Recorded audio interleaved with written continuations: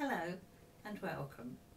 My name is Pamela Strange and I'd like to tell you it's never too late to follow your dream. Age is no barrier to an author. P.D. James is still writing brilliant mysteries in her 80s, and what a hoot! After 40 years as a writer, I've just been discovered as an exciting new talent by the Arts Council, who are sponsoring my latest novel, To Catch a Thief, an intriguing mystery romance. The plot: Adriana catches her fiancé in flagrante delicto with her best friend.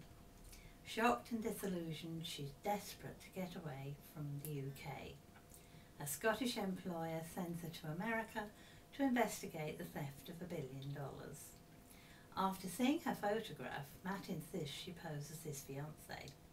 She has to duck and dive to evade his amorous advances before unravelling a tangled web of lies and deceit. Donations from To Catch a Thief are being sent to Sightsavers by my publishers, Legend Press. Now, I'll never forget the thrill of seeing my first precious baby, Daddy's Little Spy, when it finally emerged as a real book. Daddy's Little Spy tells of Isabella Rose's amazing survival against witchcraft during World War II.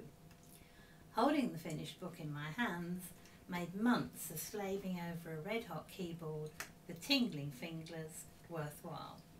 I might add that my contrary computer blew itself up at the critical moment, and several weeks later the monitor went black and refused to be resuscitated, so it wasn't all plain sailing.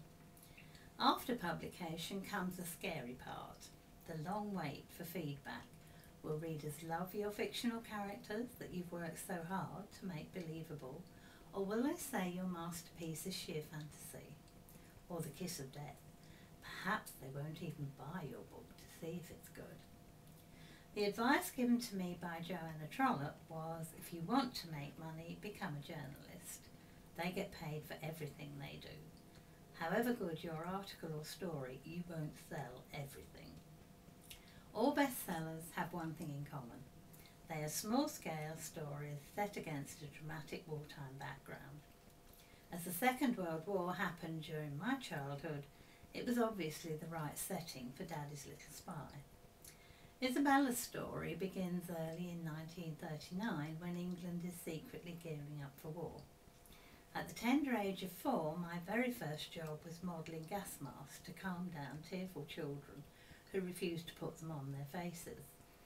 My mother made me a black velvet hood, so the red Mickey Mouse gas mask with the black nose bore some resemblance to Disney's character, and I also modelled the plain junior gas mask. Now, as you know, Neville Chamberlain finally announced we were at war with Germany on the 3rd of September 1939. All school inspectors and RSPCC men were drafted into the forces, so children like Isabella were at greater risk, not from bombs or German machine guns, but from a family member.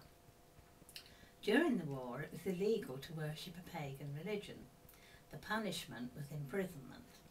You'd never get away with that ruling nowadays. It was finally abolished in 1951. Witches made themselves respectable by calling themselves wise women. They cleverly played on every woman's real fear that even if they survived the war, their husbands might not come back to them, perhaps having fallen for somebody else. So love spells sold very well, also good luck talismans and charms, as well as medicines. On the other hand, whilst away in the forces, men dreamed of wives staying faithful.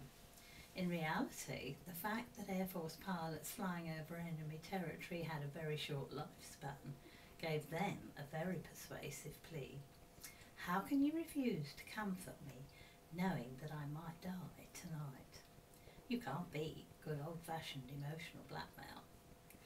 I'm pretty certain that even if they never saw the inside of a plane, most RAF lads spun girls the line they were courageous Spitfire pilots. At 6 years old, Isabella is offered to the warlock as a virgin sacrifice. Luckily, he says, she's pretty, but too young. Bring her back to me when she is 9. Feedback on this book has been excellent, and Daddy's Little Spy Isabella can be ordered from W.H. Smith's from my publishers www.upfrontpublishing.com or through my webpage from Amazon. Donations from this book go to EACH. This is a hospice who treat only terminally ill children, and they do need your support. Google my name, check my webpage www.pamelastrange.com. Many thanks for listening, and bye for now.